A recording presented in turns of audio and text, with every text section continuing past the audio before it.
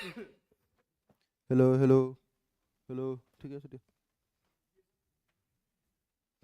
কি খবৰ? বহুত দিনৰ মূৰত দেখিলোঁ।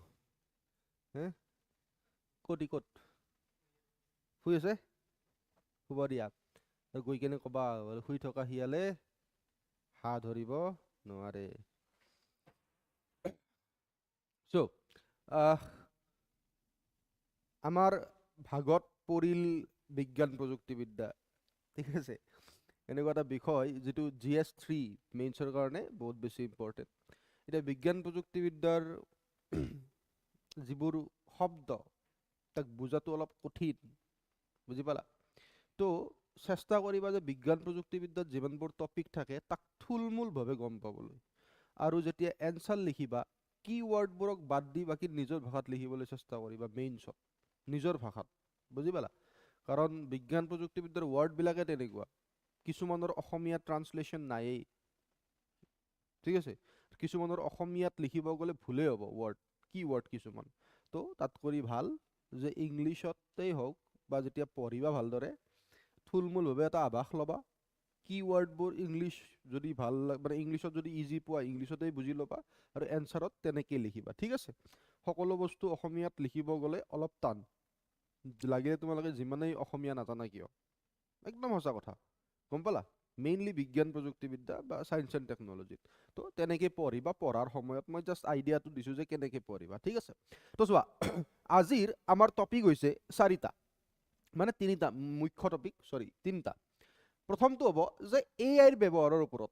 AI আৰ্টিফিচিয়েল ইণ্টেলিজেঞ্চ, আৰ্টিফিচিয়েল ইণ্টেলিজেঞ্চৰ যেতিয়া ব্যৱহাৰ বেছিকৈ চলিল, ইয়াৰ ফলত বহুতো এফেক্ট পৰিল, বহুতো ছাইড এফেক্ট পৰিল। প্ৰদূষণ হ'ল, পানীৰ বহুতো ব্যৱহাৰ অপব্যয় হ'ল। তো এনেকুৱা কি কি কাৰণত AIৰ ব্যৱহাৰে পৃথিৱীত এফেক্ট পেলালে তাৰ ওপৰত আজি ডিছকাছ কৰিম। ভাৰতে কেনেকুৱা ধৰণৰ নীতি অৱলম্বন কৰিব লাগে, ভাৰতে এতিয়ালৈ কি কৰিছে বা কি কৰা নাই বা কিয় কৰিব পৰা নাই সেই বিষয়ে চাম। দ্বিতীয়টো আমাৰ টপিক হৈছে স্মাৰ্টফোনৰ উৎস কোড। উৎস কোড মানে চ'ৰ্চ কোড বুলি কয়। এতিয়া স্মাৰ্টফোনবিলাকৰ চ'ৰ্চ কোড এটা থাকে, আমি সকলোৰে, তোমালোকৰ তাত আমাৰ স্মাৰ্টফোনবিলাকৰ এটা চ'ৰ্চ কোড থাকে। সেই চ'ৰ্চ কোডটো, যিটো চ'ৰ্চ কোড, উৎস কোড যিটো থাকে কোড, সেই কোডটো স্পেচিফিক হয়। মানে ধৰি লোৱা তুমি এপেলৰ ফোন বনাই আছা, এতিয়া এপেলৰ ফোনৰ যিটো কোড থাকে সেইটো একদম মনে মনে ৰাখে এপেলৰ মানুহে যোনে বনায়, বুজি পালা? এপেল কোম্পানীয়ে মনে মনে ৰাখে, কাৰণ তেওঁলোকৰ যদি চ'ৰ্চ কোড মানে এনেকুৱা এটা ডাটা যিটো মানুহে পঢ়িব পাৰে, মানুহে গম পাবলৈ সক্ষম হয়, আৰু সেই ডাটাটোত ছফ্টৱেৰ আৰু হাৰ্ডৱেৰ, মোবাইলটোৰ ছফ্টৱেৰ আৰু হাৰ্ডৱেৰৰ বিষয়ে উল্লেখ থাকে। সেইটো হৈছে চ'ৰ্চ কোড। তুমি যদি চ'ৰ্চ কোডটো পাই যোৱা, তুমি আইফোনৰ যদি চ'ৰ্চ কোড পাই যোৱা, তেতিয়াহ'লে আইফোনৰ ডুপ্লিকেট বনাব বহুত ইজি তোমাৰ কাৰণে। ছফ্টৱেৰ হাৰ্ডৱেৰ গোটেইখিনি আছে তাত। তো তাৰ বিষয়ে এটা নিউজ আছে, প্ৰকাশক লৈ বিতৰ্ক। P S L V launch ভেহিকেলৰ কথা কৈছে। ঠিক আছে, তো লঞ্চ ভেহিকেল যাৰ জৰিয়তে, যি ৰকেটৰ জৰিয়তে তোমাৰ বিভিন্ন ধৰণৰ স্পেচৰ বস্তু ওপৰলৈ পঠায়। ঠিক আছে, ৰকেট যোনে ছেটেলাইটবোৰ কঢ়িয়াই লৈ যায়। PSLV-62 PSLV এই ৰিচেণ্টলি দুটা আমাৰ ইছৰোৰ, যি ইছৰোৰ এতিয়ালৈ কিমান ধুনীয়া এটা ট্ৰেক ৰেকৰ্ড, হয়নে নহয়? নহয়, কিমান ধুনীয়া ট্ৰেক ৰেকৰ্ড, সফল হৈ থাকে সকলো বস্তু। এই ৰিচেণ্টলি একেলগে দুটা মিছন বিফল হৈছিল, PSLV-C61 আৰু PSLV-C62। এই ৰিচেণ্টলি যিটো PSLV-C62 বিফল হ'ল, তাৰ ওপৰত আমি ডিছকাছ কৰিম। য'ত লাচিত 1 উপগ্ৰহ আছিল, লাচিত 1 গম পাইছা, অসমৰ পৰা যে বনাইছিল লাচিত 1, হয়নে নাই? নৰ্থ ইষ্টৰ ষ্টুডেণ্টছে, তো তাৰ ওপৰত নিউজ আছে। চোৱা, প্ৰথম নিউজটো, ভাৰতত কৃত্ৰিম বুদ্ধিমত্তা আৰু ইয়াৰ পৰিৱেশগত প্ৰভাৱৰ ওপৰত গুৰুত্ব দিব লাগিব। GS3ৰ কাৰণে ইম্পৰ্টেণ্ট, বিজ্ঞান আৰু প্ৰযুক্তিবিদ্যাৰ। চোৱা, শক্তিৰ ব্যৱহাৰ কৈছে যে কি, নিউজত কি আছে যে AI মডেলসমূহ প্ৰশিক্ষণ দিবলৈ বিশাল পৰিমাণৰ বিদ্যুৎ শক্তিৰ প্ৰয়োজন হয়। কিহৰ প্ৰয়োজন হয়? বিশাল পৰিমাণৰ বিদ্যুৎ শক্তিৰ প্ৰয়োজন হয়, কাৰেণ্ট লাগে বহুত মডেলবোৰক। এই তোমালোকে যে AI চলোৱা, কোৱা যায় যে ChatGPT-ত যদি এটা চাৰ্চ কৰা, নৰ্মেল গুগল চাৰ্চ কৰাত কৰি বহুত বেছিয়েই তাত প্ৰদূষণ হয়, মানে বেছি হেঁচা পৰে, বেছি প্ৰেছাৰ পৰে। ঠিক আছে, লাহে লাহে চাম আমি এইখিনি। তো বিদ্যুৎ শক্তিৰ প্ৰয়োজন হয়, জলবায়ুৰ ওপৰত প্ৰভাৱ পৰে, ডাটা চেণ্টাৰসমূহ ঠাণ্ডা কৰি, যিবোৰ ডাটা চেণ্টাৰত ডাটাবোৰ ষ্ট'ৰ থাকে, তুমি ChatGPT-ত কিবা এটা চাৰ্চ কৰিলা, এই ChatGPT যিটোৱে এনচাৰ দিব সেই এনচাৰ ক'ৰ পৰা দিব? অবভিয়াছলি ChatGPT ৰ হাতত গোটেইখিনি ডাটা আছে, তাৰ পৰা খুচাৰিহে দিব তোমাক, হয়নে নহয়? এই ডাটাবোৰ ষ্ট'ৰ ৰাখিবৰ কাৰণে চেণ্টাৰবিলাক বনোৱা যায়, আৰু এই চেণ্টাৰবিলাক ঠাণ্ডা কৰি, যিহেতু বহুত মানুহে একেলগে বহুত বস্তু চাৰ্চ কৰে, আৰু ChatGPT খুচাৰি এনচাৰবোৰ দিওঁতে তাত মানে এটা প্ৰেছাৰ পৰে, অবভিয়াছলি প্ৰেছাৰ পৰে, হয় নে নহয়? তুমি যেতিয়া কিবা এটা এনচাৰ দিবা ভাবি তোমাৰ মাথাত প্ৰেছাৰ পৰিব নে নাই? তেনেকুৱা ChatGPT প্ৰেছাৰ পৰিলে গৰম হৈ যায় বস্তুটো, বহুত সহজত গৰম হৈ যায়। আৰু এই গৰম হোৱাৰ কাৰণে তাক ঠাণ্ডা ৰাখিবৰ কাৰণে পানীৰ প্ৰয়োজন হয়, যিয়ে পৰিৱেশগত জলসংকটৰ সৃষ্টি কৰিব পাৰে পিছলৈ পৰিম আমি। কাৰ্বন নিৰ্গমন, হাৰ্ডৱেৰ নিৰ্মাণ, এতিয়া যিকোনো এটা AI মডেল আৰম্ভ কৰিবৰ কাৰণে হাৰ্ডৱেৰ বনাব লাগিব। হাৰ্ডৱেৰ নিৰ্মাণৰ বাবে আৰু ইয়াৰ ব্যৱহাৰৰ বাবে বায়ুমণ্ডলত কাৰ্বনৰ পৰিমাণ বৃদ্ধি পায়। চ' এইকেইটা হ'ল আমাৰ সন্দৰ্ভ, যাৰ ওপৰত ভিত্তি কৰি আমি এই টপিকটো চাইছোঁ, ঠিক আছে? এই দুটামান চিধাকে মনত ৰাখিবা। এইকেইটা হ'ল তোমাৰ চোৱা AI ব্যৱহাৰৰ ফলত কি প্ৰভাৱ পৰে, চিধা মনত থাকিলে তিনিটা, এনেকৈ মনত ৰাখিবা, চিধা নিজৰ ভাষাত লিখিবা। প্ৰথমটো কাৰ্বন নিৰ্গমন, হাৰ্ডৱেৰৰ ব্যৱহাৰ, হাৰ্ডৱেৰৰ নিৰ্মাণ আৰু ব্যৱহাৰৰ কাৰণে। দ্বিতীয়টো ডাটা চেণ্টাৰসমূহ ঠাণ্ডা কৰি ৰাখিবলৈ পানীৰ প্ৰয়োজন, যিয়ে জলসংকট আনিব পাৰে। প্ৰথমটো শক্তিৰ ব্যৱহাৰ, প্ৰশিক্ষণ দিবলৈ বিশাল পৰিমাণৰ AI মডেলসমূহ প্ৰশিক্ষণ দিব লাগিব। চোৱা, তুমি এটা AI মডেল এটা বনালা, আৰম্ভণিতে তাক তুমি প্ৰশিক্ষণ দিব লাগিব, গম পাইছানে নাই, যে কেনেকে এনচাৰ দিবি তই। তাক ভালদৰে কৰি তোলালৈকে তুমি বহুত কাৰেণ্ট ব্যৱহাৰ কৰি পেলাব লাগিব, বহুত শক্তি ব্যৱহাৰ হৈ যায়। এতিয়া মই ধৰা এটা AI ChatGPT, মোক তুমি প্ৰথমে শিকাবা যে এইটো মই শিকিম, এইটো হ'ব। লাহে লাহে যেতিয়া শিকোঁতে 1 মাহ 2 মাহ মোক লাগিবলৈ নাই গোটেইখিনি শিকাতে। এই 1 মাহ 2 মাহত মই ইমানেই শক্তি খৰচ কৰিম তুমি ভাবিব নোৱাৰা, বুজি পালা? আৰু এটা 2 মাহ মান পিছত যাই মই প্ৰ হৈ উঠিম, এতিয়া মই পুৰা গম পাওঁ, তুমি এনচাৰ সোধা মই এনচাৰ দি দিম। কিন্তু এই প্ৰথম 2 মাহটো মোক ট্ৰেইনিং দিওঁতে বহুত শক্তি কি হয় ব্যৱহাৰ হয়, হ'ব? অ'কে। এইবোৰ আঁকি দিবা, এইবোৰ এনেও কৈছো নোৱাৰা আঁকিব এক্সামত, সময় নোপোৱা, ঠিক আছে? চোৱা, এয়াৰ পৰিৱেশগত প্ৰভাৱৰ স্বভাৱ চোৱা। ইয়াত কৈছে যে ICT নিৰ্গমন, গোলকীয় তথ্য আৰু যোগাযোগ প্ৰযুক্তি বুলি কৈছে। কি কৈছে? গোলকীয় তথ্য আৰু যোগাযোগ প্ৰযুক্তি, ICT, information and communication technology, information and communication technology. ICTৰ মিনিং কি? ICTৰ information and communication technology. Information মানে হ'ল তথ্য আৰু যোগাযোগ প্ৰযুক্তি, ICT। এই উদ্যোগৰ পৰা হোৱা নিৰ্গমনে, কাৰণ চোৱা, তুমি AIক যদি কিবা দিব লাগে, শিকাব লাগে, অবভিয়াছলি তেওঁলোকক ইনফৰমেশ্যন দিব লাগিব নে নাই? ChatGPT যদি একো ইনফৰমেশ্যন নাথাকে, ChatGPT কেনেকৈ কিবা এটা এনচাৰ দিব পাৰিব? তো এই যিটো ইনফৰমেশ্যন এণ্ড টেকনলজি প্ৰযুক্তিৰ ব্যৱহাৰ, মানে তথ্য আৰু যোগাযোগ প্ৰযুক্তিৰ ব্যৱহাৰ, সেইখিনি দিব যাওঁতে এটা আৰ্টিফিচিয়েল ইণ্টেলিজেঞ্চক ইয়াৰ পৰা নিৰ্গমন হয় বিশ্বৰ মুঠ সেউজগৃহ গেছ, গ্ৰীণ হাউচ গেছ কিমান থাকে? প্ৰায় 1 পৰা 8% পৰা 3 পৰা 3.9%, 1.8% পৰা 3.9% অধিকাৰ কৰে। মানে ইমান টোটেল গ্ৰীণ হাউচ গেছৰ বৰ্তমান সময়ত AIক প্ৰশিক্ষণ দিওঁতে আমাৰ 1.8% পৰা 3.9%লৈ নিৰ্গমন হয়। এনেকুৱা ডাটাবোৰ মনত ৰাখিবা, বাকীতো বাৰু নিজে লিখিব পাৰিবা, নিজৰ ভাষাতে লিখিবা, ইমান টান ৱাৰ্ডত লিখিব নালাগে, বুজি পালা? নিজৰ ভাষাত লিখিবা, কেৱল ডাটাবোৰ মনত ৰাখিবা। এয়াৰ জীৱন চক্ৰৰ নিৰ্গমন চোৱা, জীৱন চক্ৰ মানে গোটেই জীৱনটোত কেনেকৈ নিৰ্গমন কৰে। প্ৰশিক্ষণ পৰ্যায়, আৰম্ভণিতে মোক শিকাই আছা ন, তোমালোকতো এজন ছফ্টৱেৰ ইঞ্জিনিয়াৰ, মই হ'লো AI, মোক শিকাই আছা।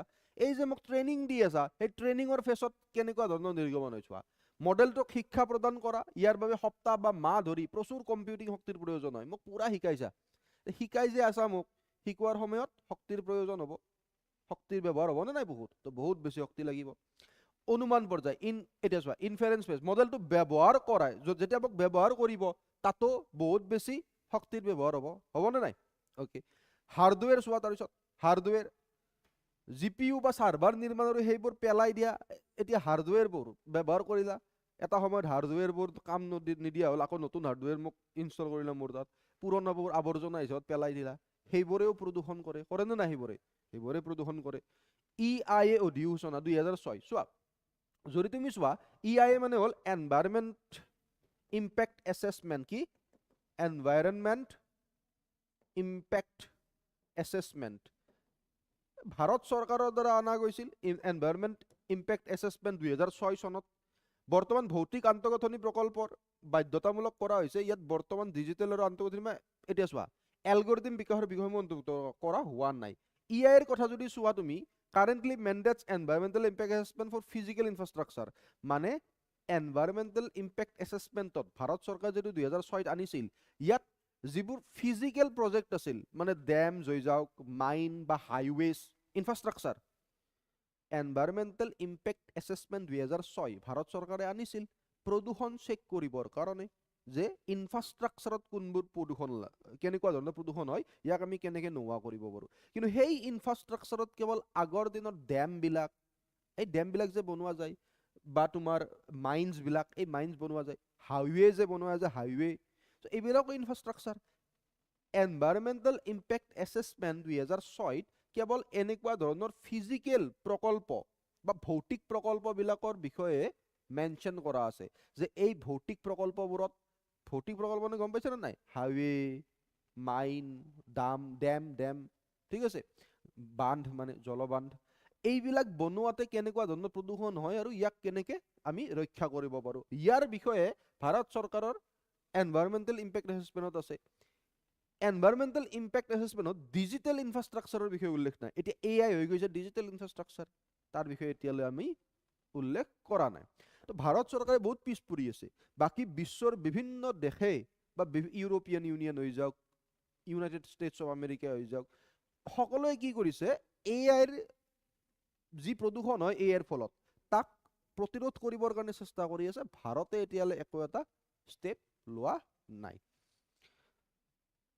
নেক্সট চোৱা মূল বিষয়সমূহ এআই লুকাই থকাৰ খৰচ চোৱা কি শক্তিৰ অপব্যয় কাৰ্বন ফুটপ্ৰিণ্ট ইয়াত দিয়া হৈছে যে প্ৰশিক্ষণৰ তীব্ৰতা ট্ৰেইনিং ইণ্টেনচিটি 2019 চনত এটা অধ্যয়নত উল্লেখ কৰা হৈছে যে এটা মাত্ৰ বৃহৎ ভাষা মডেল কিছুমান থাকে ন যাক ভাষা শিকোৱা যায় ভাষা কেৱল যেনেকুৱাকৈ ধৰি লোৱা তুমি ট্ৰান্সলেট কৰিব খুজিছা হিন্দীৰ পৰা ইংলিছৰ পৰা জাৰ্মানৰ পৰা ভাষা মডেল এইবিলাক ভাষা কেৱল তো ভাষা মডেলবিলাক প্ৰশিক্ষণ দিওঁতেই কেৱল ভাষা মডেল বাকীটো ChatGPT কেৱল ভাষা মডেল নহয় তাক তুমি জিটি সুধিব পাৰা বাট ভাষা মডেলবিলাক প্ৰশিক্ষণ দিওঁতেই প্ৰায় 3 লাখ কিলোগ্ৰামৰ পৰা 6,26,000 পাউণ্ড পৰ্যন্ত কাৰ্বন ডাই অক্সাইড নিৰ্গত হয় এইটো হ'ল ডাটাবিলাক মনত ৰাখিবা তুলনা এই পৰিমাণ 5খন গাড়ীৰ গোটেই জীৱনকালৰ নিৰ্গমনৰ ইমিশ্যনৰ সমান 5খন গাড়ীৰ গোটেই জীৱনত যিমান ইমিশ্যন কৰে তাৰ সমান যদি আমি চাব যাওঁ LLB মানে ভাষা মডেলবিলাকৰ ইনফাৰেন্স খৰচ চোৱা ৰাষ্ট্ৰসংঘৰ পৰিৱেশ কাৰ্যসূচী united nation environmental programme united নেশ্যনৰ বহুতকেইটা ভাগ আছে ন হয়নে নহয় তাৰ এটা আছে environmental programme united nation environmental programme তেওঁলোকৰ এটা অধ্যয়নৰ যিটো নেভিগেটিং নিউ হৰিজনছ বুলি অধ্যয়ন তেওঁলোকে কৰিছিল 2024 চনত ইয়াৰ অনুসৰি ChatGPTত কৰা এটা মাত্ৰ অনুৰোধ গুগল চাৰ্চতকৈ 10 গুণ অধিক শক্তি খৰচ কৰে ক'লো মই যে তেওঁলোকৰ তথ্য অনুসৰি তেওঁলোকে যিটো অধ্যয়ন কৰিছে তেওঁলোকে গম পাইছে যে ChatGPTত তুমি যদি কিবা এটা চাৰ্চ কৰা নৰ্মেল গুগলত চাৰ্চ কৰাতকৈ 10 গুণ বেছি শক্তি খৰচ কৰে 10 গুণ বেছি শক্তি খৰচ কৰে চাবা ChatGPTত বিতৰ্কিত তথ্য টেক জাইন কিন্তু প্ৰব্লেমটো হৈছে কি যিবোৰ ডাঙৰ কোম্পানী আছে যোনে AI বনাই আছে তেওঁলোকেও জানে যে ChatGPTত 10 গুণ ChatGPTত এটা চাৰ্চ কৰিলে গুগল চাৰ্চতকৈ 10 গুণ বেছি শক্তিৰ প্ৰয়োজন হয় তেওঁলোকেও জানে কিন্তু তেওঁলোকে এইটো লুকাব চেষ্টা কৰে কিয় যদি নুলুকায় তেওঁলোকৰ প্ৰব্লেম হয় নে নহয় গভৰ্ণমেণ্টে কিবা বেন কৰি দিব এইটো কৰি দিব সেইটো কৰি দিব তাতে ইমান পইচা খৰচ কৰিছে তো টেক জায়েণ্টবিলাকে ডাঙৰ কোম্পানীবিলাকে প্ৰকৃত তথ্য লুকাই ৰাখিবলৈ চেষ্টা কৰে আৰু কয় যে নাই কম শক্তি খৰচ হৈছে কিন্তু অৰিজিনেলি বহুত বেছি শক্তি খৰচ কৰে ঠিক আছে পানীৰ অভাৱ চোৱা শীতকালৰ শীতলীকৰণৰ প্ৰয়োজনীয়তা শীতলীকৰণ কেনেকৈ আৰম্ভণিত কৈছিলোঁ মই ডাটা চেণ্টাৰসমূহ ঠাণ্ডা কৰি ৰাখিবলৈ কাৰণ চাৰ্চ কৰোঁতে গৰম হৈ যায় ন ChatGPTয়ে যেতিয়া ডাটাবোৰ উলিয়াই দি থাকে ডাটা চেণ্টাৰ গৰম হৈ যায় তাক শীতল কৰি ৰাখিবলৈ পানী লাগে ডাটা চেণ্টাৰসমূহ প্ৰচুৰ তাপ উৎপন্ন কৰে যাৰ বাবে এইবোৰ চেঁচা কৰি ৰাখিবলৈ বিলিয়ন পানীৰ লিটাৰৰ প্ৰয়োজন হয় এতিয়া চোৱা ভৱিষ্যতবাণী কি কৰাইছে ইউনেপৰ মতে 2027 চনৰ ভিতৰত AI চাৰ্ভাৰসমূহে 4.2ৰ পৰা 6.6 বিলিয়ন কিউবিক মিটাৰ পানীবোৰ কিউবিক মিটাৰত হিচাপ কৰা যায়, ঠিক আছে। তো বেছি পানী কি নহ'লে তো লিটাৰত হিচাপ কৰি লিটাৰ ক'ব গ'লে এতিয়া মই গণি শেষ কৰিব নোৱাৰিম, সেইকাৰণে কিউবিক মিটাৰ কৈছে। তো 6.6 বিলিয়ন কিউবিক মিটাৰ পানী খৰচ কৰিব পাৰে, যিয়ে বিশ্বজুৰি পানীৰ নাটনিৰ সমস্যা অধিক বৃদ্ধি কৰিব। কিহত লাগে পানী? ডাটা চেণ্টাৰসমূহ ঠাণ্ডা কৰি ৰাখিবলৈ। বঢ়িয়া। গোলকীয় নীতি বনাম ভাৰতৰ চোৱা, তুমি যদি নৰ্মেলি চোৱা AI আৰু পৰিৱেশত গোলকীয় নীতি নিৰ্ধাৰণ ইউনেস্কোৰ মতে, ইউনেস্কো জানা 2021ত ইউনেস্কোৱে AIৰ নৈতিকতা এথিক্স অফ AI জাৰি কৰিছিল। ইউনেস্কোৱে এথিক্স অফ AI নৈতিকতা জাৰি কৰিছিল যে AI ব্যৱহাৰ কৰিলে কি কি বস্তু চাব লাগে আমি ভালদৰে, ঠিক আছে। এক পৰামৰ্শ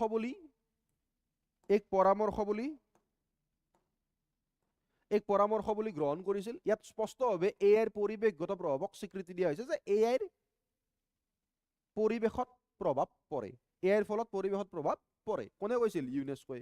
আৰু তাৰ কাৰণে AI নৈতিকতা বা এথিক্স অফ AI বুলি পৰামৰ্শ বুলি জাৰি কৰা হৈছিল। ইউৰোপীয় ইউনিয়নৰ তুমি চোৱা, ইউৰোপীয় ইউনিয়নে এই ক্ষেত্ৰত দুটা গুৰুত্বপূৰ্ণ পদক্ষেপ লৈছে। কোনেই? ইউৰোপিয়ান ইউনিয়ন জানানে নাই? ইউৰোপৰ দেশবোৰে একেলগে মিলি ইউৰোপিয়ান ইউনিয়ন। চ' ইউৰোপিয়ান ইউনিয়নে দুটা গুৰুত্বপূৰ্ণ পদক্ষেপ লৈছিল। এটা হৈছে AI এক্ট। এটা কি? AI act.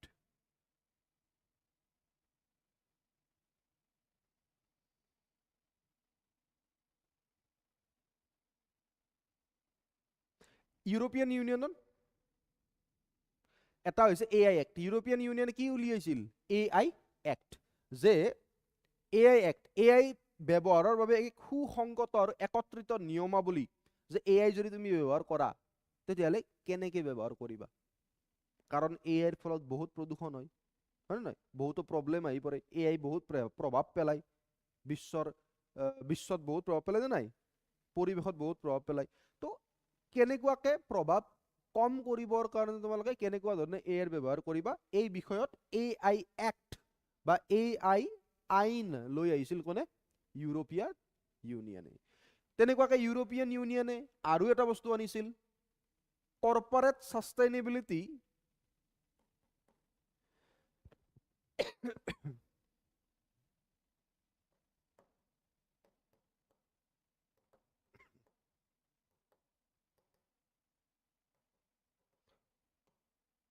Directive. Corporate sustainability directive আনিছিল কোনে? আনিছিল? ইয়েছ, ইমিশন ৰিপৰ্টিঙৰ কাৰণে কৰ্পৰেট সাষ্টেইনেবিলিটি ৰিপৰ্টিং ডাইৰেক্টিভ আনিছিল ইউৰোপিয়ান ইউনিয়নে। Corporate sustainability reporting directive.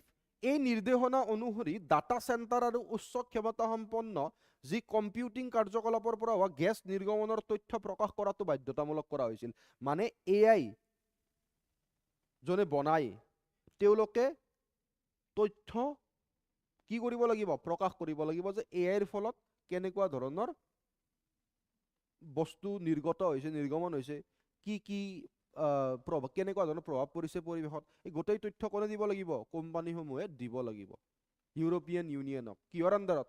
CSDR, corporate sustainability reporting ডাইৰেক্টিভৰ আণ্ডাৰত দিবই লাগিব। চ' উচ্চ ক্ষমতাসম্পন্ন কম্পিউটিং কাৰ্যকলাপৰ পৰা হোৱা গেছ নিৰ্গমনৰ কি গেছ নিৰ্গমন হয় তাৰ তথ্য প্ৰকাশ কৰিবই লাগিব কোম্পানীসমূহে, ইউৰোপিয়ান ইউনিয়নক দিব লাগিব। চ' এনেকুৱা ধৰণৰ কিছুমান বস্তু আনিছিল ইউৰোপিয়ান ইউনিয়ন, বুজি পালা?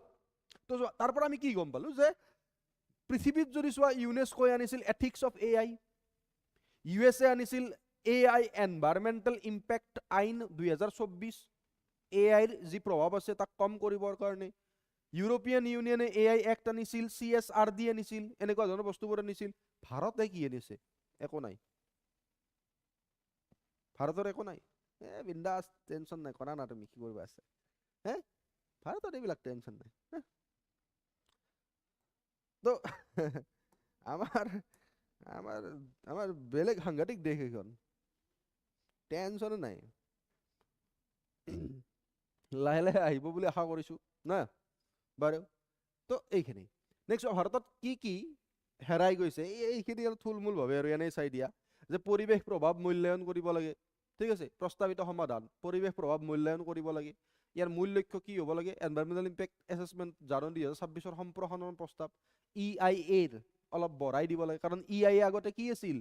ভৌতিক যিবোৰ বস্তু আছিল, যেনেকুৱা ডেমছ বনালে, হাইৱে বনালে, তাৰ প্ৰভাৱহে আমি চাইছিলোঁ। আমাৰতো ডিজিটেল ইনফ্ৰাষ্ট্ৰাকচাৰৰ প্ৰভাৱ চোৱা নাছিলোঁ। তো ইয়াত আমি ডিজিটেল ইনফ্ৰাষ্ট্ৰাকচাৰৰ প্ৰভাৱ চাব লাগে, ইনক্লুড কৰিব লাগে, সম্প্ৰসাৰ কৰিব লাগে, বিস্তাৰ কৰিব লাগে EIA-ক। যদি আমি পৰিৱেশ প্ৰভাৱ মূল্যায়ন কৰিব লাগে, তো কি কৰিব লাগে? জোখ-মাখ মানদণ্ডৰ সৃষ্টি কৰিব লাগে। ঠিক আছে, জোখ-মাখ মানদণ্ডৰ সৃষ্টি কৰিব লাগে, যে নিয়ম থাকিব লাগে যে এইখিনিয়ে গেছ নিৰ্গমন হ'ব পাৰে, ইমানখিনিয়ে তুমি ব্যৱহাৰ কৰিব পাৰিবা শক্তি, ইমানখিনি পানীহে ব্যৱহাৰ কৰিব পাৰিবা এআইত। তো কিছুমান জোখ-মাখ থাকিব লাগে। এআইৰ বহন ক্ষমতা মেট্ৰিক্স চাব লাগে আমি। ঠিক আছে, যে কিমান শক্তি ব্যৱহাৰ হৈছে, পানী কিমান ব্যৱহাৰ হৈছে, জলবায়ুত কিমান গ্ৰীণ হাউচ গেছ নিৰ্গমন হৈছে, তো এই বস্তুখিনি চাব লাগে। AIN-ESG ৰিপৰ্ট কৰা মাধ্যমেৰে, মানে নৰ্মেলি চোৱা যে যদি তুমি সোধে যে ভাৰতত কি নাই আৰু কি চাব লাগে ভাৰতত, যাৰ জৰিয়তে ভাৰততো এআইৰ যিটো প্ৰভাৱ তাক নিউট্ৰেলাইজ কৰিব পৰা যায় বা কম কৰিব পৰা যায়, তেতিয়া এই পইণ্টকেইটা লিখিবা, এইকেইটা। বাকীখিনি বাদ দিয়া মনত নাথাকিলেও, এনেই ওপৰে ওপৰে চাই দিবা, বুজি ল'বা এবাৰ। যেনেকুৱা পৰিৱেশ প্ৰভাৱ মূল্যায়ন কৰিবৰ কাৰণে কি কৰিব লাগে? EIA-ৰ যিটো হেৰি আছে এইটো বিস্তাৰ কৰিব লাগে। নৰ্মেলি এতিয়া ডিজিটেল ইনফ্ৰাষ্ট্ৰাকচাৰত নাই, ভৌতিক বস্তুত আছে, তো ডিজিটেল ইনফ্ৰাষ্ট্ৰাকচাৰত লৈ আহিব লাগে, হয়নে নহয়? তো তেনেকুৱাকৈ এইকেইটা হৈছে পইণ্ট, ভাৰতত কি কৰিব লাগে। নেক্সট চোৱা, ভাৰতত বৰ্তমান কিহৰ অভাৱ? ভাৰতত সকলোৰে অভাৱ। পূৰ্ব প্ৰশিক্ষিত মডেলৰ ব্যৱহাৰ, চোৱা কিহৰ অভাৱ? গ্ৰীণ এআইৰ প্ৰসাৰ। আমি কি কৰিব লাগে? গ্ৰীণ এআইৰ প্ৰসাৰ কৰিব লাগে। পূৰ্ব প্ৰশিক্ষিত মডেলৰ ব্যৱহাৰ, বিশাল মডেলসমূহৰ বাৰে বাৰে শূন্যৰ পৰা প্ৰশিক্ষণ দিয়াৰ পৰিৱৰ্তে, এতিয়া চোৱা মই বনালো এটা, মোক তোমালোকে প্ৰথম বনাইছা, তোমালোক ছফ্টৱেৰ ইঞ্জিনিয়াৰ, মই ক'লো ন মোক বনালা এআই, মই হ'লো এআই, তোমালোকে মোক শিকাই আছা, প্ৰথম এমাহ মোক ঠিকছে শিকাইছা। ঠিক আছে, এমাহৰ পিছত মই প্ৰ' হৈ উঠিছোঁ, প্ৰ' মেক্স। তো এই একমাহত মই কিমান শক্তি খৰচ কৰিলোঁ, হয়নে নহয়? এতিয়া আকৌ ধৰি লোৱা তোমাক বনালাক, তুমি এআই ধৰা, ইহঁতে বনাইছে তোমাকো, তোমাকো একমাহ লাগিব শিকোৱাতে, লাগিবনে নাই? তো তুমি একমাহত আকৌ শক্তি খৰচ কৰিবানে নাই? তাত কৰি এটা কাম কৰা, কিয় হেৰি নহয় যে ট্ৰান্সফাৰ লাৰ্ণিং কৰি দিয়া, মোক যি শিকাইছিলা মোৰ পৰা ট্ৰান্সফাৰ কৰি দিয়া, তোমাক একবাৰতে হৈ গ'ল, হয় নহয়? তো এই বস্তুটো চোৱা যে একদম শূন্যৰ পৰা শিকোৱাৰ পৰিৱৰ্তে যদি ট্ৰান্সফাৰ লাৰ্ণিঙত ব্যৱহাৰত গুৰুত্ব দিয়া যায়, তেতিয়াহ'লে ই শক্তি ৰাহি কৰিবনে নাই? কৰিব। ডাটা চেণ্টাৰৰ স্থানান্তৰ, ডাটা চেণ্টাৰসমূহ এনে জেগালৈ লৈ যাব লাগে য'ত নৱীকৰণযোগ্য শক্তি থকা যায়, নৱীকৰণ ৰিনিউৱেল এনাৰ্জি, বায়ুৰ পৰা তোমাৰ কাৰেণ্ট উৎপাদন হৈছে, ঠিক আছে, এনেকুৱা আৰু সৌৰ শক্তি উৎপাদন হৈছে, যাতে অলপ শক্তিবোৰ আমি নৱীকৰণযোগ্য শক্তি ব্যৱহাৰ কৰিব পাৰোঁ। চ' এইখিনি চাব লাগে।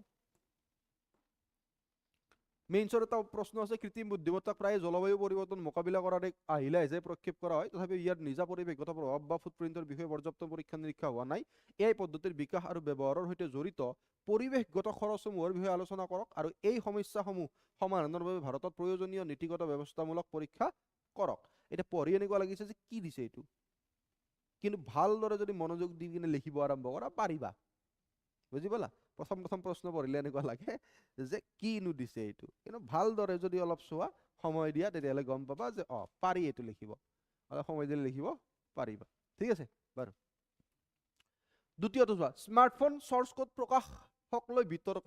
একদম চিম্পল দুটামান বস্তু চাই লোৱা। মই কি ক'লো আকৌ এবাৰ কৈ দিওঁ, মই চৰ্চ কোড থাকে ফোনত কি থাকে? কোম্পানীসমূহে এই চৰ্চ কোডৰ বিষয়ে জানে। এতিয়া বিভিন্ন কোম্পানী আছে, সেই কোম্পানীবিলাকৰ নিজা নিজা চৰ্চ কোড আছে, কিন্তু সেই চৰ্চ কোডটো সেই কোম্পানীবিলাকে বেলেগক নকয়, প্ৰব্লেম হৈ যায় ক'লে। এতিয়া মই যদি চৰ্চ কোড কৈ দিওঁ তোমাক, তুমি মোৰ দৰে আকৌ এটা ফোন বনাই দিবা। দ্বিতীয় প্ৰব্লেম কি, চৰ্চ কোডবোৰ ক'লে মোবাইলটোৰ বিষয়ে বহুতো বস্তু গম পোৱা যায়, তেতিয়া হেকাৰবিলাকৰ কাৰণে ইজি হয় মোবাইলবিলাক হেক কৰা। বুজি পালা মই কি কৈ আছোঁ? আজি যদি মই চৰ্চ কোড কৈ দিওঁ, মই ধৰা মালিক হেৰিৰ মটৰলাৰ, মই মটৰলাৰ মালিক, মই চৰ্চ কোড কৈ দিলোঁ, কোনোবাই গম পালে, এতিয়া মই ব্যৱহাৰ কৰোঁ মটৰলা ফোন, তো মোৰ মোবাইলটোৰ বিষয়ে বাকীবোৰ মানুহে বহুত সহজত গম পাই যাব। বুজি পালা? হেক কৰা ইজি হৈ যায় চৰ্চ কোড ক'লে। তো চৰ্চ কোডটো একদম মনে মনে ৰাখে, বুজি পালা কোম্পানীবিলাকে ই এটা এনেকুৱা ডাটা এটা এনেকুৱা কোড য'ত কি কি কি হাৰ্ডৱেৰ আৰু কি ছফ্টৱেৰ ব্যৱহাৰ কৰিছিল ফোনত কি ব্যৱহাৰ হয় এই বিষয়ে গম পোৱা যায় ঠিক আছে তো এতিয়া চৰকাৰে এটা ডিচিশ্যন লোৱা বুলি কোৱা যায় যাৰ ওপৰত ভিত্তি কৰি এই টপিকটো আমি পঢ়িবলৈ পাইছোঁ GS3ৰ কাৰণে ইম্পৰ্টেণ্ট চাইবাৰ নিৰাপত্তা চাইবাৰ চিকিউৰিটি চোৱা সন্দৰ্ভ চোৱা ৰাউটাৰ্ছ বুলি মেগাজিন উলিয়াই এটা হেৰি আছে মেগাজিন উলিওৱা এটা ভাগ আছে ৰাউটাৰ্ছ বুলি তেওঁলোকে এক শেহতীয়া প্ৰতিবেদন অনুসৰি ভাৰত চৰকাৰে স্মাৰ্টফোন নিৰ্মাণকাৰী কোম্পানীসমূহৰ বাবে এটা নতুন নিয়মৰ কথা চিন্তা কৰিছে কোনে ভাৰত চৰকাৰে যিবোৰে স্মাৰ্টফোন বনাই তেওঁলোকৰ কাৰণে এই নিয়ম অনুসৰি কোম্পানীসমূহে তেওঁলোকৰ চ'ৰ্চ কোড তৃতীয় পক্ষৰ পৰীক্ষণ সংস্থাক দেখুৱাটো বাধ্যতামূলক হ'ব পাৰে ভাৰত চৰকাৰৰ এটা তৃতীয় সংস্থাক দেখুৱাটো বাধ্যতামূলক হ'ব পাৰে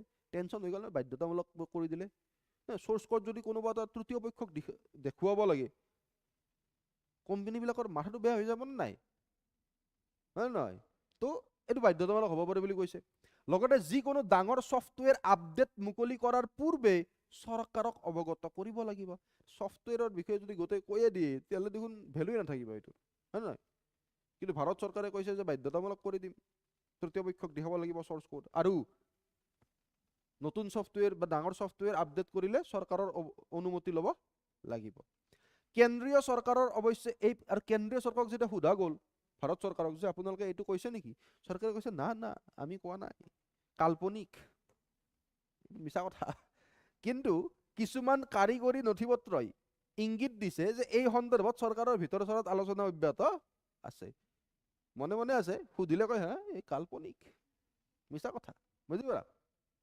তো এইটো তো চ'ৰ্চ কোড তাৰ ওপৰত এইটো নিউজ চ'ৰ্চ কোড কি ই হৈছে software programme not only software হাৰ্ডৱেৰো বুজি পালা ই হৈছে ছফ্টৱেৰ আৰু হাৰ্ডৱেৰ প্ৰগ্ৰেম আৰু ইয়াৰ সৈতে জড়িত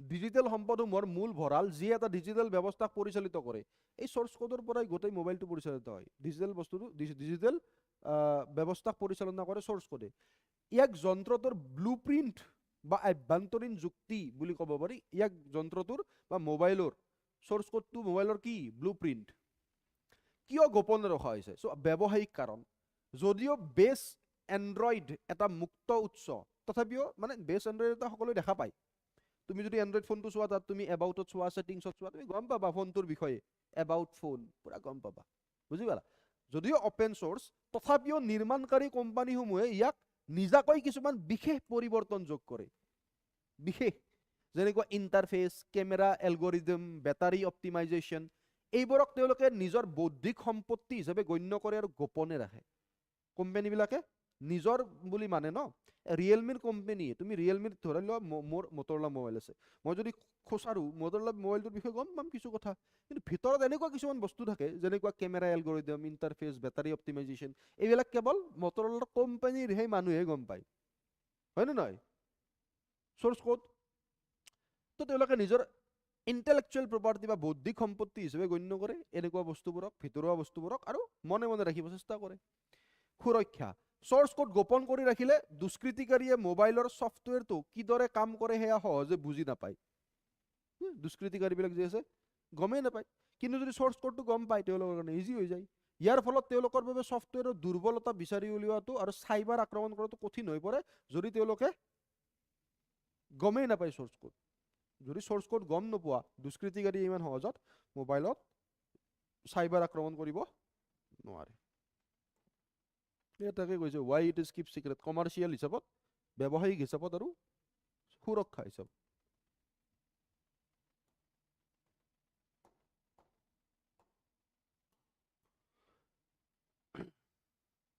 প্ৰতিষ্ঠানিক ফ্ৰেমৱৰ্ক চোৱা MTCT বুলি কৈছে ইয়াত মানে mandatory testing and certification of telecommunication equipment ঠিক আছে mandatory testing and certification of telecommunication equipment ঠিক আছে অসমীয়াত ক'ব গ'লে টেলিকমিউনিকেশ্যনৰ সঁজুলিৰ বাধ্যতামূলক পৰীক্ষণ আৰু প্ৰমাণীকৰণ এইটো যোগাযোগ বিভাগৰ অধীনস্থ এক ব্যৱস্থা যিয়ে ভাৰতীয় টেলিগ্ৰাফ নিয়মাৱলী 2017 দ্বাৰা বাধ্যতামূলক কৰা হৈছে। ইয়াৰ উদ্দেশ্য হৈছে যিকোনো টেলিকম সঁজুলি আমদানি বা বিক্ৰী কৰাৰ আগতে সেইবোৰৰ সঠিক পৰীক্ষণ নিশ্চিত কৰা। ঠিক আছে, তুমি যিকোনো টেলিকম সঁজুলি যদি আমদানি কৰা বা বিক্ৰী কৰা, ভাৰতৰ পৰা যায় বা ভাৰতত আহে, সেইবোৰৰ সঠিক পৰীক্ষণ নিশ্চিত কৰিব লাগে কিহৰ আণ্ডাৰত? MTCT। ঠিক আছে, চোৱা Indian telecom security assurance requirement, Indian telecom security assurance requirement, এইবোৰ হৈছে টেলি যোগাযোগ বিভাগৰ অধীনস্থ ৰাষ্ট্ৰীয় যোগাযোগ নিৰাপত্তা কেন্দ্ৰৰ দ্বাৰা নিৰ্ধাৰিত কাৰিকৰী মানদণ্ড। বাতৰি অনুসৰি এই নথি, এতিয়া চোৱা মেইন প্ৰব্লেমটো চোৱা, মই কৈ আছো এই দুটা বস্তু কি জানানে নাই? এই দুটা বস্তু হৈছে যাৰ জৰিয়তে যিকোনো মোবাইল ফোন, একদম চিম্পল ভাষাত মোবাইল ফোন যদি ভাৰতলৈ আহে বা ভাৰতৰ পৰা যায়, সেইবোৰক পৰীক্ষণ কৰা। ঠিক আছে, তাত একো বিজড়িত নাই, তাত এনেকুৱাতো একো বস্তু নাই যাৰ জৰিয়তে কিবা চিকিউৰিটি বা সুৰক্ষাত প্ৰভাৱ পৰিব পাৰে। তো এই দুটা বিভাগে সেইখিনি কাম কৰে। ইনষ্টিটিউচনেল ফ্ৰেমৱৰ্কত যদি তুমি চোৱা, প্ৰথমতে MTCT আহিব, ইটছাৰ আহিব। ঠিক আছে, তেওঁলোকে কি কৰে? Current shift. এতিয়া চোৱা, আগতে কি আছিল যে এই মোবাইলৰ বা যিকোনো টেলি যোগাযোগৰ বস্তুবোৰ যেতিয়া আমদানি বা ৰপ্তানি হয়, সেই বস্তুবোৰ প্ৰথমতে সুৰক্ষাৰ কাৰণে চোৱা চিতা কৰিছিল কোনে? MTCT। ঠিক আছে, টেলিকমিউনিকেশ্যন মেণ্ডেটৰী টেষ্টিং, ইংলিছত যদি চোৱা and certification of telecommunication equipment, অসমীয়াত চাব গ'লে টেলিকমিউনিকেশ্যন সঁজুলিৰ বাধ্যতামূলক পৰীক্ষণৰ প্ৰমাণীকৰণ, এই বিভাগটোৱে চাইছিল। এতিয়া কি কৰা গৈছে? এই বিভাগটোৰ পৰাই বস্তুবোৰ দায়িত্ববোৰ লৈ গৈ কিনে কাক দিয়া হৈছে? Ministry of information and technology, bureau of Indian standard, এই দুটা বিভাগক দিয়া হৈছে। ঠিক আছে, কোন দুটা বিভাগ দিয়া হৈছে এতিয়া? Ministry of information and technology আৰু ব্যুৰো অফ ইণ্ডিয়ান ষ্টেণ্ডাৰ্ড, তেওঁলোকে চাই। চোৱা বৰ্তমান পৰিৱৰ্তন, টেলিকমিউনিকেশ্যন এক্ট 2023 যিটো নতুনকৈ আহিছিল এই আইনখন, ইয়াৰ পাছত স্মাৰ্টফোন নিয়ন্ত্ৰণ MTCT-ৰ ব্যৱস্থাৰ পৰা গৈ কাৰ হাতত পৰিল? Ministry of information and technology আৰু ব্যুৰো অফ ইণ্ডিয়ান ষ্টেণ্ডাৰ্ড, তেওঁলোকৰ হাতত তেওঁলোকলৈ স্থানান্তৰিত কৰা হ'ল। কিয় এই দাবী বিতৰ্কিত? সুৰক্ষাৰ বিৰোধী ভাষা, মই ক'লো চিকিউৰিটি পেৰাডক্স, ছফ্টৱেৰ সুৰক্ষা পৰীক্ষণ কৰা ইয়াৰ লক্ষ্য যদিও, মানে চৰকাৰে কৈছে, চৰকাৰৰ মতে কি যে আমি ছফ্টৱেৰটো পৰীক্ষণ কৰি সুৰক্ষা কৰিম, কিন্তু তৃতীয় পক্ষক যদি চ'ৰ্চ কোড দিয়া যায়, ইয়াৰ ফলত কি হ'ব চোৱা, দিয়াৰ ফলত হেকাৰৰ বাবে দুৰ্বলতা বিচাৰি উলিওৱাটো সহজ হৈ পৰিব, হয়নে নহয়?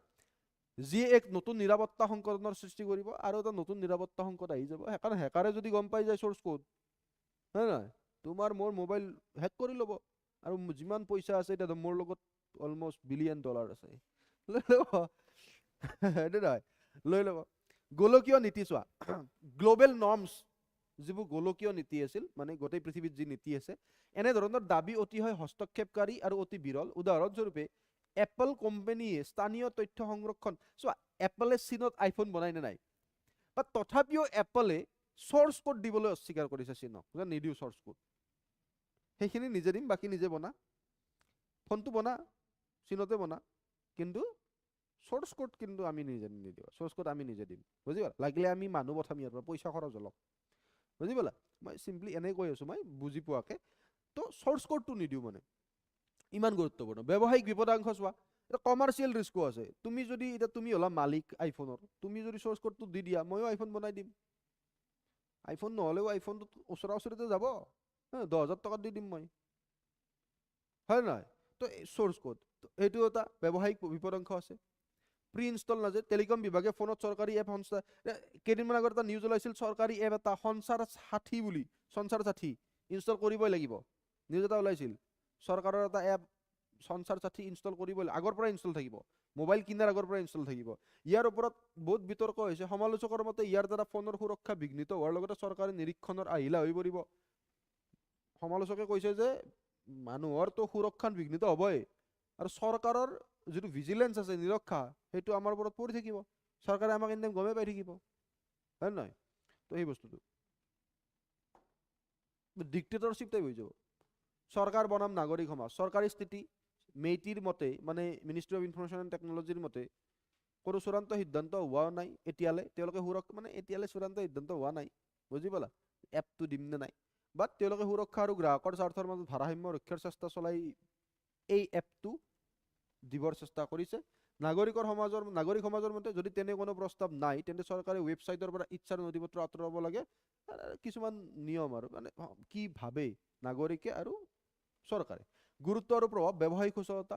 চ'ৰ্চ কোড পৰীক্ষাৰ দৰে কঠোৰ নিয়মে বিশ্বজুৰি মোবাইল নিৰ্মাণ, এতিয়া চোৱা যদি চ'ৰ্চ কোড দিব লগা হয়, তৃতীয় পক্ষক দেখুৱাব লগা হয় চ'ৰ্চ কোড, তেতিয়াহ'লে বাহিৰৰ পৰা যিবোৰ মোবাইল কোম্পানীয়ে ভাৰতত ইনভেষ্ট কৰি আছে, বাহিৰৰ যিবোৰ মোবাইল কোম্পানী ভাৰতত, ধৰা ৰিয়েলমি ভাৰতত নেকি? নহয়। মটৰলা ভাৰতত নেকি? নহয় ন? যদি নহয় ধৰি লৈছোঁ, মই গম নাপাওঁ একজেক্টলি। ঠিক আছে, ধৰিলোঁ বাহিৰৰ কোম্পানী এইবোৰ ভাৰতত মোবাইল বনাই আছেনে নাই? আছেনে নাই? তো ভাৰতৰ মানুহে মোবাইল ব্যৱহাৰ কৰি আছে, ব্যৱসায়িক লাভ বহুত হৈ আছে। যদি চ'ৰ্চ কোড দিব লাগে, মটৰলা আৰু ৰিয়েলমি মোবাইলে নবনোৱা হৈ যাব। মোবাইল বনাব নেকি? নবনাই। তো ইয়াৰ ফলত ব্যৱসায়িক সুচলতা যিটো থাকে, যি বাহিৰৰ বিশ্বজুৰি মোবাইল নিৰ্মাণকাৰী কোম্পানীসমূহক ভাৰতত বিনিয়োগ কৰিবলৈ উৎসাহিত কৰিব নে নিৰুৎসাহিত কৰিব? নিৰুৎসাহিত কৰিব। নকৰোঁ, বিনিয়োগ নকৰোঁ।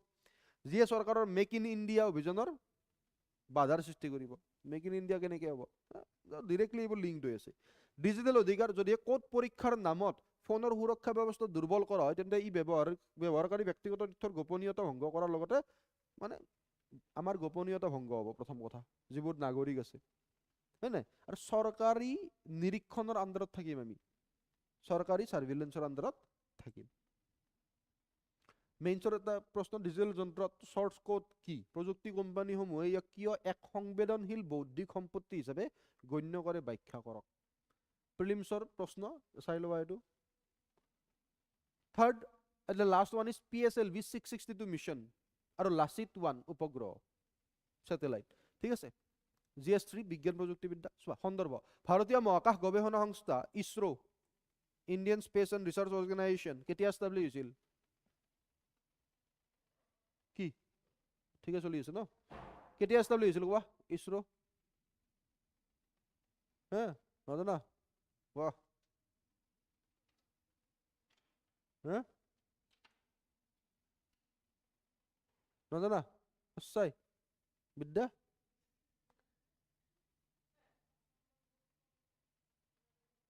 সেইটো ইয়াত পাম আমি, ডন বস্কোত ইয়াত পাম।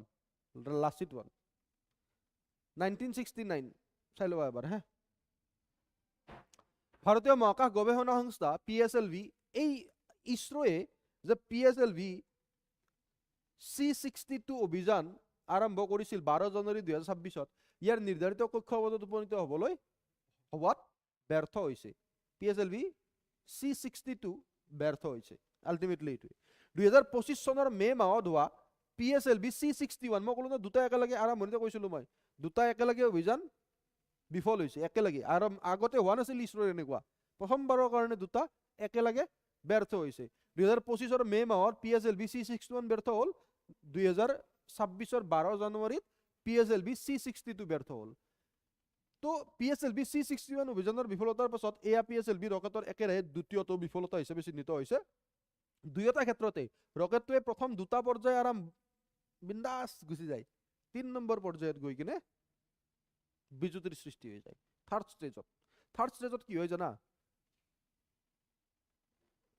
ৰকেটখন ওপৰলৈ যায়, আমি পঢ়িম অলপ পিছত, এনেকে বুজি নাপাবা। ঠিক আছে।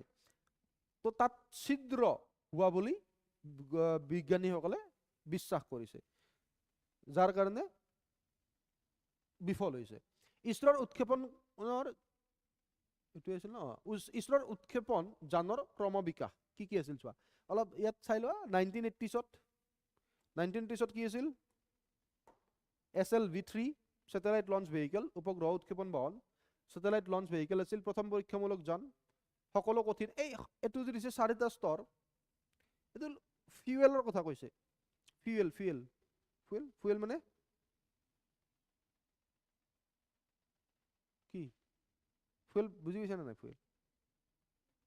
ফিউল বুজি পাইছা? হে ইন্ধনৰ কথা কৈছে ইয়াত। ইন্ধনবিলাক বেলেগ বেলেগ থাকে, চলিড, লিকুইড, এনেকুৱা ধৰণৰ ইন্ধন থাকে, বুজি পালা? তো কিছুমানত গোটেইবোৰ চলিড ইন্ধন থাকে, যেনেকুৱা 4টা স্তৰত সকলো চলিড ইন্ধন, কঠিন ইন্ধন। ক'ত? SLV-3ত 40 কিলোগ্ৰামলৈ লোৱাৰ আৰ্থ অৰবিট, নিম্ন পৃথিৱীৰ কক্ষপথলৈ লৈ যাব পাৰে বস্তু।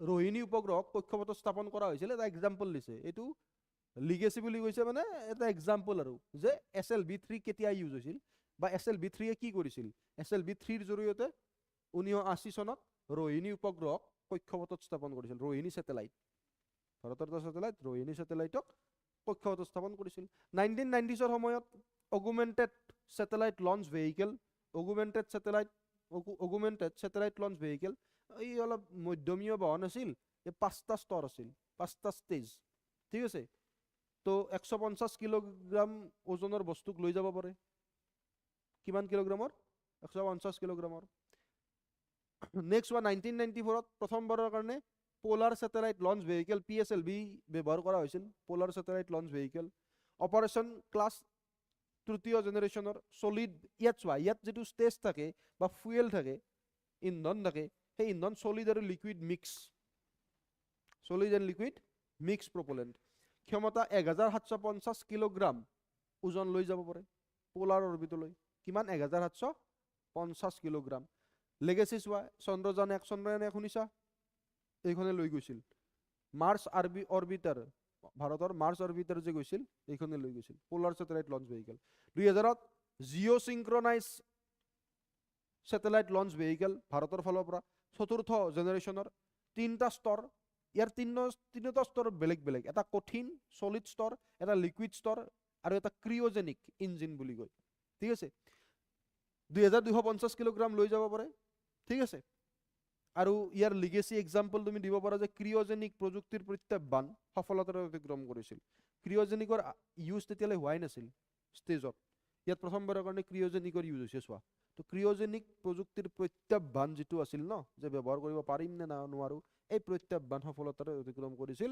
জিও সিনক্ৰনাইজ স্যাটেলাইট লঞ্চ ভেহিকলৰ জৰিয়তে 2000 চনত 2017ত চোৱা লঞ্চ ভেহিকল মাৰ্ক 3 ই হল হেভি লঞ্চাৰ ঠিক আছে ইয়াক GSLV MK3 বুলিও কোৱা হয় ৰাছিয়াৰ লগত মিলি কেনে হেৰি কৰিছিল তো দুটা স্তৰত আছে শক্তিশালী দুটা স্তৰ দুটা শক্তিশালী কঠিন মানে সলিড তৰল থাকে মানে এটা লিকুইড থাকে আৰু এটা ক্ৰিয়োজেনিক থাকে ক্ষমতা 4000 কিলোগ্ৰাম লৈ যাব পাৰে আৰু লোৱাৰ আৰ্থ অৰবিটলৈ 8000 কিলোগ্ৰাম লৈ যাব পাৰে ওপৰলৈ 4000 কিলোগ্ৰাম লৈ যাব পাৰে চন্দ্ৰযান 3 শুনিছা এইখনে লৈ গৈছিল লঞ্চ ভেহিকল মাৰ্ক 3 গগনযান মানৱ অভিযান লৈ যাব ন নে গৈছে গগনযান যাব চাগে চাবাচোন এবাৰ তো এইখনৰ জৰিয়তে 2022ৰ SSLV স্মল এই কিখনৰ বাণিজ্যিকৰ কাৰণে মানে বাণিজ্যৰ কাৰণে বনোৱা গৈছিল সৰু স্মল স্যাটেলাইট লঞ্চ ভেহিকল ঠিক আছে বাণিজ্যিক বজাৰৰ বাবে বেবি ৰকেট বুলি কোৱা যায় তিনটা কঠিন পৰ্যায় থাকে এটা তৰল ট্ৰিমিং মডিউল থাকে ক্ষমতাৰ পৰিমাণ 500 কিলোগ্ৰাম লৈ যাব পাৰে সৰু বাণিজ্যৰ কাৰণে ব্যৱহাৰ কৰিছে বৈশিষ্ট্য 72 ঘণ্টাৰ ভিতৰত একত্ৰিত কৰিব পাৰি মানে একদম 3 দিনৰ ভিতৰত তাক ঠিক ঠাক কৰি পঠাই দিব পাৰি বুজি পালা তো ভাৰতত ইছৰোৰ উৎক্ষেপণ যানৰ ক্ৰম বিকাশ কেনেকুৱাকৈ আৰম্ভ হৈছিল স্যাটেলাইট লঞ্চ ভেহিকল 3 ৰ পৰা পিছত অগুমেন্টেড স্যাটেলাইট লঞ্চ ভেহিকল হ'ল তাৰপিছত পোলাৰ স্যাটেলাইট লঞ্চ ভেহিকল হ'ল তাৰপিছত Jio synchronise satellite launch vehicle তাৰপিছত LVM তাৰপিছত স্মল স্যাটেলাইট লঞ্চ ভেহিকল এনেকৈ যি ক্ৰম বিকাশ আছে তাৰ বিষয়ে ইয়াত কোৱা হৈছে SLV-3 ESLV মানে এনেকৈ ডাঙৰ দেখাই আছে ন যে ডাঙৰ হৈ গৈছে মানে এইটো দেখাইছে এই সৰু হৈ গ'ল ই অলপ সৰু হৈ গ'ল একো নাই বাবু বলটো ডাঙৰ আছে তোমাৰ টেনচন নাই এইটো SLV-3 না অগুমেন্টেড GSLV কত এইটো জিও সিনক্ৰনাইজ PSLVৰ বিষয়ে পোলাৰ স্যাটেলাইট লঞ্চ ভেহিকল যেটো বিফল হৈছিল আমাৰ তাৰ বিষয়ে অলপ ইছৰোৰ ৱাৰ্ক হাউচ ইয়াৰ উচ্চ নিৰ্ভৰযোগ্যতাৰ বাবে PSLV বহুত নিৰ্ভৰযোগ্য গম পালা পোলাৰ স্যাটেলাইট লঞ্চ ভেহিকল বহুত নিৰ্ভৰযোগ্য যাৰ কাৰণে 50তকৈ অধিক সফল অভিযান ই কৰিছে PSLVৰ জৰিয়তে ইছৰোই 50তকৈ অধিক সফল অভিযান কৰিছে সেই কাৰণে ইয়াক কি বুলি কোৱা যায় ইছৰোৰ ৱাৰ্ক হাউচ বুলি কোৱা যায় তো ৱাৰ্ক হাউচ বুলি কোনটো লঞ্চ ভেহিকলক কোৱা যায় PSLV উৎক্ষেপণ 1994 চনত এই যানখনৰ প্ৰথম উৎক্ষেপণ কৰা হৈছিল নে নাই আমি অলগতে পঢ়িলো 1994-ত এই যানখনৰ প্ৰথমটো সফল উৎক্ষেপণ সম্পন্ন হৈছিল। মুখ্য কাম কি? ইয়াক প্ৰধানকৈ পৃথিৱী পৰ্যবেক্ষণকাৰী উপগ্ৰহসমূহক, পৃথিৱীত যে আমাৰ ছেটেলাইটবোৰ ঘূৰি থাকে, পৃথিৱীক যে পৰ্যবেক্ষণ কৰি থাকে, সেইবোৰক সূৰ্য সমকালীন মেৰু কক্ষপথত, মানে যিটো ছান চিংক্ৰনাইজ পোলাৰ অৰবিট আছে, এটা অৰবিট আছে য'ত এইবিলাকক হেৰি কৰা যায়, স্থাপন কৰা যায়, তাৰ পৰাই এওঁলোকে কাক চোৱা চিতা কৰে? পৃথিৱীৰ চাৰিওফালে ঘূৰি থকা যি উপগ্ৰহসমূহ আছে তেওঁলোকক, ঠিক আছে? তো তাত লৈ যায়, মানে এই উপগ্ৰহসমূহক মেৰুদণ্ড মানে মেৰু কক্ষপথত, সূৰ্য সমকালীন মেৰু কক্ষপথত স্থাপন কৰিবলৈ ডিজাইন কৰা হৈছে। এই যিটো PSLV আছে, PSLV কি কৰে চোৱা, PSLV কি কৰে? এই ছেটেলাইটবোৰ লৈ যায়। কোনবোৰ ছেটেলাইট? যিবোৰে পৃথিৱীৰ চাৰিওফালে ঘূৰি পৃথিৱীখনক চোৱা চিতা কৰি থাকে। ছেটেলাইটবোৰ লৈ যাই কিনে তেওঁলোকক এটা নিৰ্দিষ্ট কক্ষপথত স্থাপন কৰে, ঠিক আছে? কোনটো নিৰ্দিষ্ট কক্ষপথ? সূৰ্য সমকালীন মেৰু কক্ষপথ, হ'ব? তাত স্থাপন কৰে। কি PSLV লঞ্চ? এই বহুতকেইটা আছে। PSLV D2 October 1994, PSLV C11 October 2008, PSLV C25 November 2003 Mangalyaan গৈছিল। PSLV C37 ফেব্ৰুৱাৰী বিশ্ব অভিলেখ কৰিছিল চোৱা। PSLV C58 জানুৱাৰী, কিয় ইম্পৰ্টেণ্ট? এক্সৰে পলাৰাইজ ছেটেলাইট লৈ গৈছিল। এই দুটা যি আছে, এই দুটা PSLV C61 আৰু PSLV C62, এই দুটা ৰিচেণ্ট ফেইলাৰ, ফেইল হৈ গ'ল। আগতে ফেইল হোৱা নাছিল এনেকৈ, এই দুটা ফেইল হৈ গ'ল PSLV। 2 consecutive failures due to the third stage anomalies বুলি কৈছে।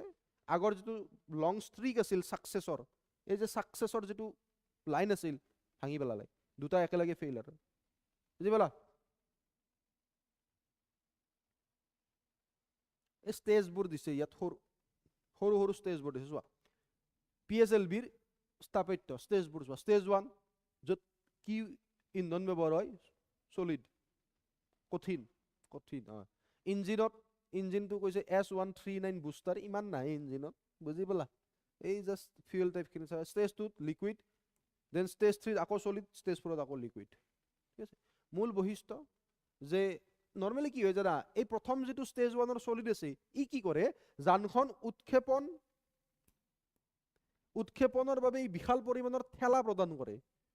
চলিডটো আৰম্ভণিত যানখন যেতিয়া উৎক্ষেপ কৰিব, মানে একদম সাংঘাতিক ঠেলা এটা দিয়ে, বুজি পালা? এইটোই ই পৃথিৱীৰ মধ্যাকৰ্ষণ শক্তি আৰু বায়ুমণ্ডলীয় বাধাৰ বিৰুদ্ধে যুঁজ দিয়ে। কাৰণ যেতিয়া ওপৰৰ ফালে যাবা, গ্ৰেভিটিয়ে টানিবনে নাই? মধ্যাকৰ্ষণ শক্তিয়ে এই বস্তুটোক বাধা দিয়ে। কোনে? ষ্টেজ 1ৰ এই চলিড ফুয়েলে, মানে ইন্ধনে, চলিড ইন্ধনে। ই কি কৰে? এনেকুৱা এটা বিশাল পৰিমাণৰ ঠেলা প্ৰদান কৰে ন, যাৰ জৰিয়তে যানখন উৎক্ষেপণ হৈ যায়। আৰু ই কি কৰে? মধ্যাকৰ্ষণ শক্তি আৰু বায়ুমণ্ডলীয় বাধাৰ বিৰুদ্ধে যুঁজ দিয়ে। দেখিছেনে নাই?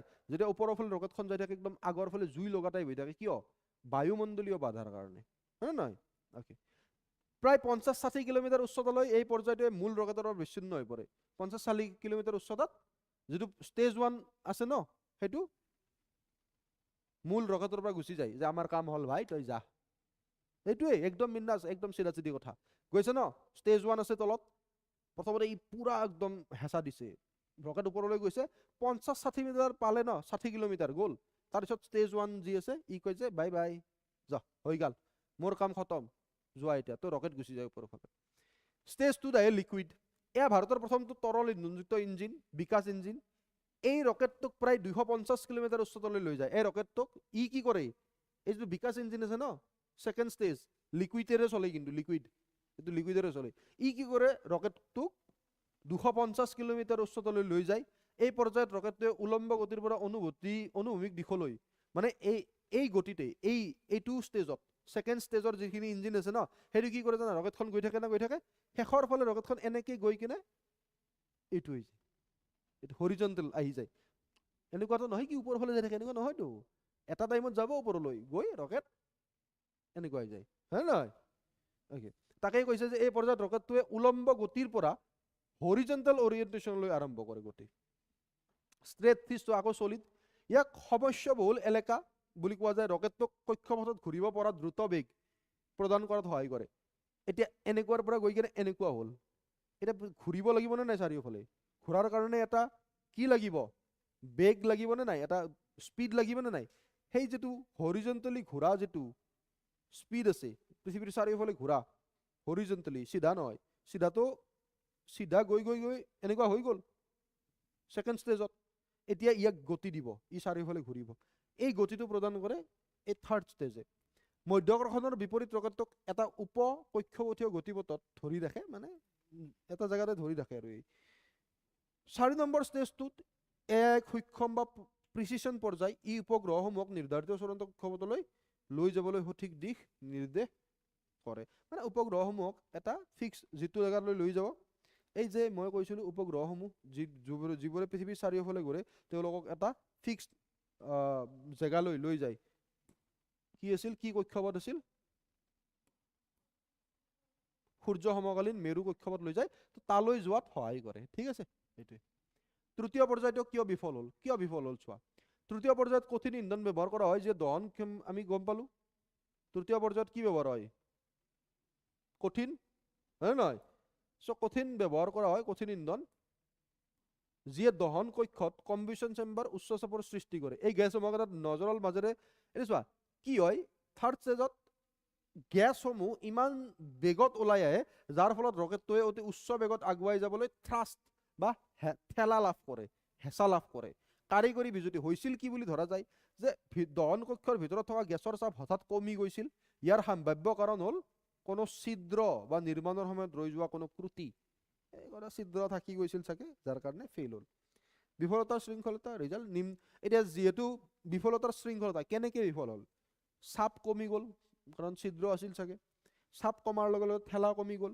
কম ঠেলা দিলে লোৱাৰ থ্ৰাষ্ট কম ঠেলা দিয়াৰ লগে লগে যিটো বেগ আছিল সেইটো পৰ্যাপ্ত নহ'ল অপৰ্যাপ্ত বেগ কক্ষপথত থকাত ব্যৰ্থতা পৃথিৱীৰ মধ্যাকৰ্ষণ শক্তিয়ে পুনৰ টানি আনিল আৰু ই বিফল হৈ গ'ল বুজি পালা এইটো চোৱা প্ৰথমে এনেকৈ যায় তাৰপিছত লাহেকৈ হৰিজন্টেল ল'ব আৰম্ভ হ'ব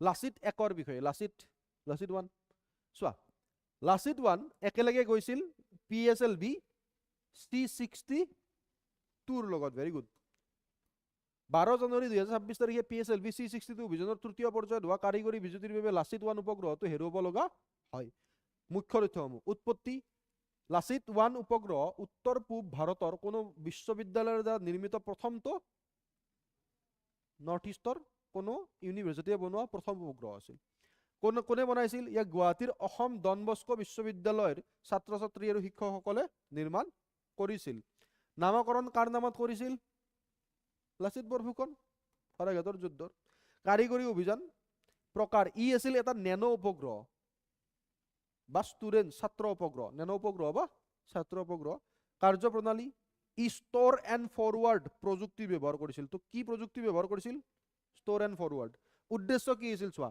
এই অসমৰ বা নৰ্থ ইষ্টৰ যে দুৰ্যোগ নৰ্থ ইষ্ট বুলি নহয় বাকী যিমান দুৰ্যোগ ব্যৱস্থাপনাৰ সহায়ক হোৱাকৈ দুৰ্গম অঞ্চলৰ সেন্সৰসমূহৰ পৰা যেনে ব্ৰহ্মপুত্ৰ উপত্যকাৰ বানপানীৰ সেন্সৰ আদি তথ্য সংগ্ৰহ কৰি গ্ৰাউণ্ড ষ্টেচনলৈ প্ৰেৰণ কৰাই আছিল ইয়াৰ মূল লক্ষ্য যাতে পিছলৈ গৈ কিনে দুৰ্যোগক ৰোধ কৰিব পৰা যায় কিন্তু ই হ'ল বিফল হলে মনত ৰাখিবা নৰ্থ ইষ্টৰ প্ৰথম উপগ্ৰহ বিশ্ববিদ্যালয়ৰ দ্বাৰা বনোৱা হয়নে নহয় লাচিত 1 এইটো Assam Don Bosco university launch north east first satellite Lachit 1 হ'ব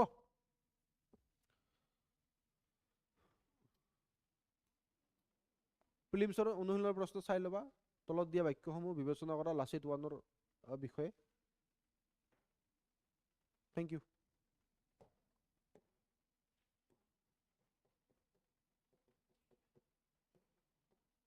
তো কি পঢ়িলো কোৱাচোন আমি তিনিটা টপিক ফুলবল প্ৰথমটো আছিল AI দ্বিতীয়টো স্মাৰ্টফোনৰ সোৰ্স কোড তৃতীয়টো PSLV 662 ভেৰি গুড